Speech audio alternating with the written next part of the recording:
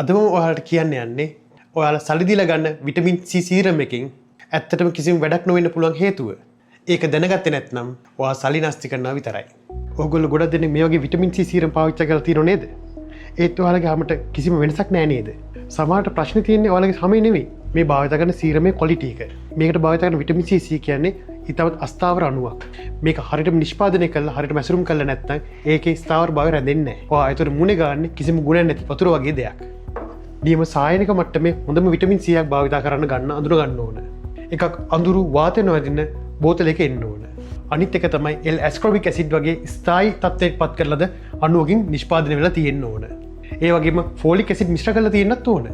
Vitamin E වගේ දේවල් එකතු වෙලා නම් ඒ වඩාත් හොඳයි.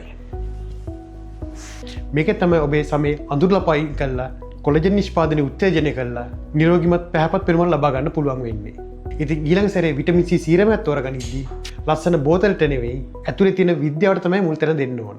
ඔබේ සමට ඇත්තටම ගැලපෙන දේ දැනගන්න වෛද්‍ය උපදෙස් ලබාගෙන ගැලපෙන සීරමය තෝරගන්න පුරුදු වෙන්න ඕන. සල්ලි නාස්ති කරන්න එපා. මම ඩොක්ටර් දිලීප.